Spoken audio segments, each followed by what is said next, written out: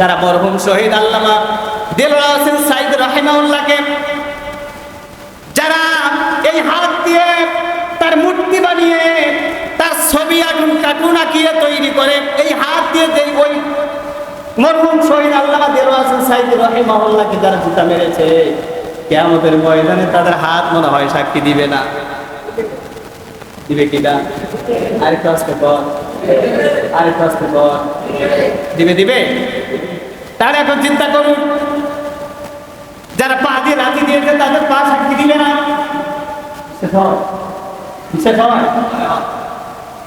এখন চিন্তা করুন, এত বড় মাপের একজন আলেম ছিলেন, যাকে কোরআনের পাখি হিসেবে সবাই তাকে চিনত, যার তাফসীর শুধু বাংলাদেশে নয় গোটা পৃথিবীর বিভিন্ন রাষ্ট্রের মধ্যে চলতো, বিভিন্ন ভাষায় তিনি তাফসীর করতে পারতেন। আলহামদুলিল্লাহ বলেন। এত বড় মাপের একজন মুফাসসির, কোরআনের আলেম, যার অনুসরণ করে, যার কথা শুনে আমি এই লাইনে চলে এসেছি। তার আলোচনা, একটা আলোচনা যে কতবার শুনেছি, চট্টগ্রাম প্যারেড ময়দানে একটা মোনাজাত, 33 মিনিটের মোনাজাত, কতবার শুনে পারলেন। গত মঙ্গলবার তার এই দৃশ্য দেখে বুকের মধ্যে আগুন ধরলো। যে ঘটনা কি, কারা এই কাজ করলো, কোন মায়ের সন্তানরা এই কাজ করলো? মরহুম আল্লামা দেলোয়ার হোসেন সাঈদী কোনো দলের নয়, তিনি গোটা মুসলিম সম্পদ, মুসলিম সমাজের একটা সম্পদ ছিল তিনি, ঠিক না?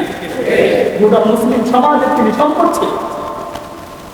কোরআনের মুফাসসির, যার তাফসীর শুনে শত শত বেদর মিলে কালিমা পড়ে মুসলমান হয়েছে, যে জবান দিয়ে 50টি বছর কোরআনের কথা বলেছে, সেই মানুষটার মুক্তি আঁকিয়ে জুতা মারলো, হাত দিয়ে জুতা মারলো, যে পা দিয়ে লাথি দিল। আমার খুব ভয় হয়, হয়তো ওই হাত, ওই পা দুনিয়াতে আল্লাহ পাক অবশ করে দিতে পারে। কেননা এই 20 শতাব্দীর শ্রেষ্ঠ মুজাদ্দিদ তিনি, তার এমন কোনো কথা নাই তিনি যেগুলো বলে গেছেন সবগুলো পাই তো পাই এখন বাস্তবায়ন হচ্ছে।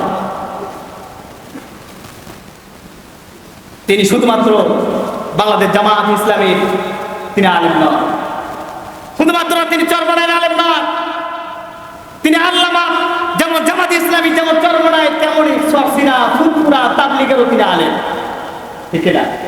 ঠিক না? তেমনই তার তাফসীর, যেমন জামাত ইসলাম চরমনায়, সরসিনা, ফুলপুরা, তাবলীগ বলেন, বিভিন্ন দরবার বলেন, তারাও যেমন শুনতো, তার তাফসীর না শুনে বিগত জালেম স্বৈরাচারের কর্মীরা, নেতারাও তার তাফসীর না শুনে কখনো ঘুম যেত না। হয়তো বিশ্বাস করবেন না, এটাই ঘটনা, এটাই সত্যি ঘটনা। যারা তার বিরোধিতা করতো, বাস্তবায়ন করতে গিয়ে রাজনীতির ক্ষেত্রে স্বার্থের কারণে, কিন্তু রাত্রিবেলায় তার তাফসীর না শুনলে তার ঘুম আসতো না। তিনি শুধুমাত্র একটা দলের, নির্দিষ্ট একটা দলের নন, তিনি গোটা মুসলিম জাতির সম্পদ ছিলেন।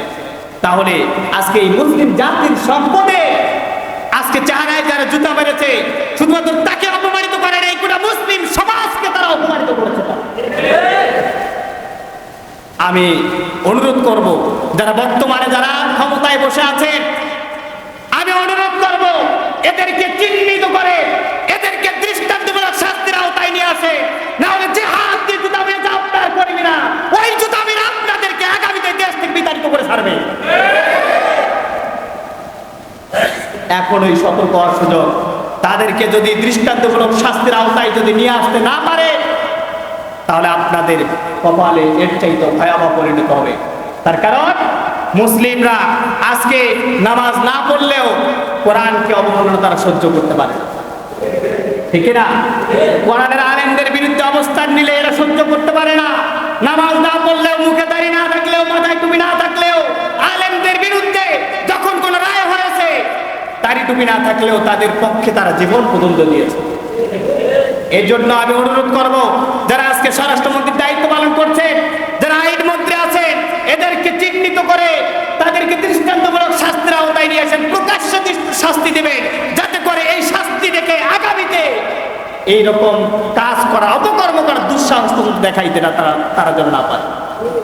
যদি না করেন তাহলে মনে রাখেন, আইনের চেয়ারে বসে যদি বেআইনি কাজ করেন, যে আইন ব্যবহার করে আজকে কোরআনের বিরুদ্ধে অবস্থান নেবেন, আলেম ওলামাদের বিরুদ্ধে অবস্থান নেবেন, আজ হোক কাল হোক সেই আইনের ফাঁদে পড়ে আপনাদেরকেও শাস্তির আওতায় নিয়ে আসা হবে।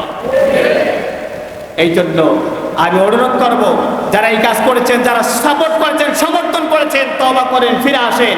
আর যারা দায়িত্ব পালন করছেন তাদেরকে গ্রেফতার করে শাস্তির আওতায় নিয়ে আসেন।